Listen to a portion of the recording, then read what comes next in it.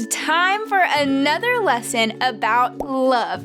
For today's preschool Bible lesson, we are talking about a family. There was a mom and a daughter who put each other before themselves, and they were both blessed because of it.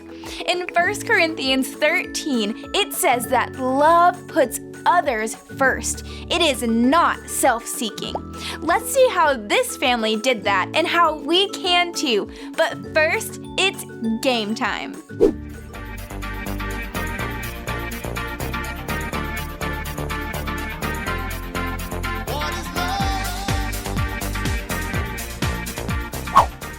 Hey everybody, welcome back to What is Love? Your host returning for week 3. My name is Mel, and we have our all-time champion, Miss Lexi. Hey everyone!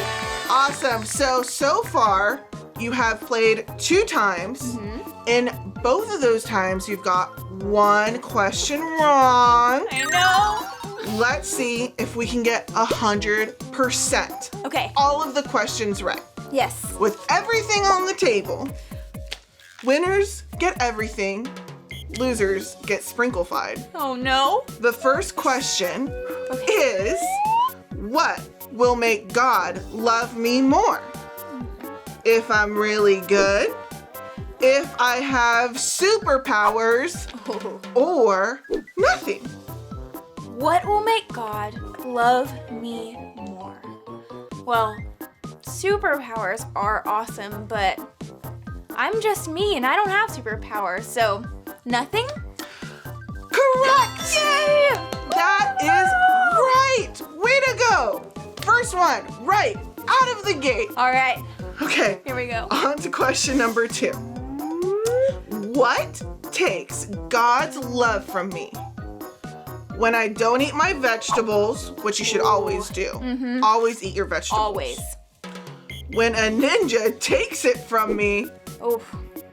or see nothing. Ooh, nothing again? I know. Well, ninjas are pretty quick, but I think I'm faster than a ninja. A little bit. So, I'm gonna have to go with nothing can take it from me. Correct! Nothing can take God's love away from you. Awesome. You are on a roll. Now let's roll on to question number 3. For the win. How do I love like Jesus?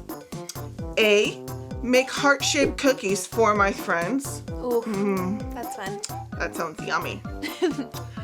B, spend time with Jesus and ask him to teach me.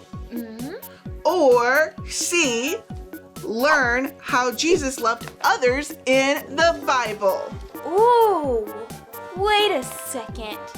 That sounds kind of like a trick question because we learn from Jesus how he loved, and we can learn from what he did in the Bible. So, is it both of them? Yes! I tried to trip you up. You got them all right. But you know what, guys? It is not a real game unless we sprinkleify somebody. So, Whoa, wait. sprinkleify! Oh, man. Well, have fun cleaning up that mess. Let's jump into our Bible story. This is a story about a woman named Naomi and her daughter named Ruth. Naomi lived in a town called Bethlehem.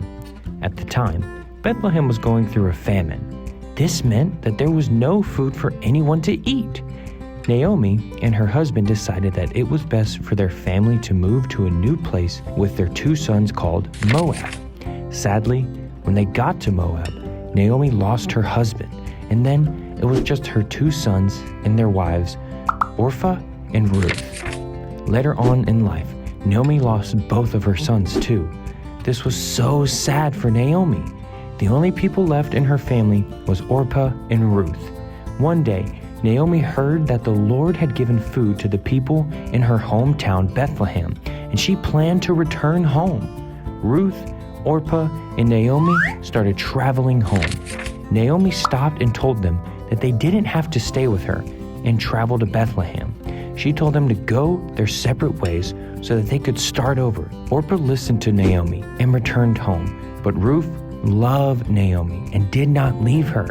Ruth said, "Don't tell me to leave you or to turn back from you. Where you go, I will go. Where you stay, I will stay." Naomi couldn't believe that Ruth was showing so much kindness to her.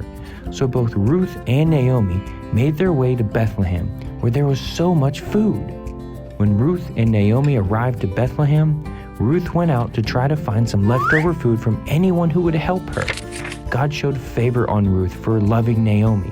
He led her to a man named Boaz, who owned a farm where people were harvesting food. Boaz was very kind to Ruth and let her work in his field and gave food and water to her and Naomi. Ruth remained faithful to Naomi, even though there were a lot of really bad things that happened to them. She was selfless because she put Naomi before herself. God blessed her faithfulness by providing for her through the kindness of Boaz.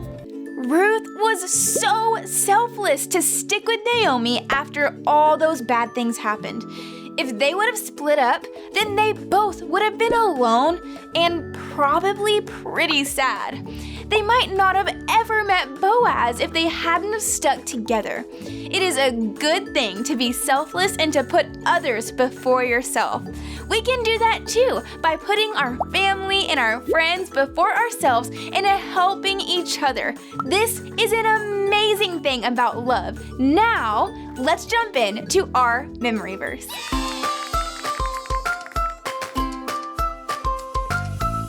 Hello and welcome back to Memorizing with Mel. Now, who can guess what this memory verse is all about? Well, if you guessed love, that is right. We get our verse from 1 John chapter 4, verse 19, and it goes like this. We love God because He first loved us. Now we know what the verse is. Who's ready to do the memory motions? Motions, and motions. Oh, I'm sorry. I got a little distracted here, but hear how it goes. So we love God, cross our arms. Everybody knows that this is what love is. Because He first, point up, and then we're going to go back to crossing our arms at loved us. And then our thumbs are going to go back for us. Easy enough, right? Now, before we do our verse, when I say la la la, let's jump up from our seats and say one thing that we love. Now, I'll give you a second to think about it. And here we go. Oh, I didn't say it. Who jumped up? I saw you in the back. You definitely jumped up. Okay, for reals now. On a count of 3, I'm going to say la la la, and we're going to say one thing that we love. La la la. I love socks with hearts on them. Oh, wait, and Jesus too. Whoa, you guys like some really interesting things. Okay, now before I get too distracted, let's get back to our memory verse. On a count of 3, let's do it all together. 1, 2, 3. We love God because He first loved us. Great job. Now let's do it one more time. Here we go. We love God because He first loved us. Wow, you guys are really getting the hang of this. Well, I gotta go find my missing sock, so I'll see you next week.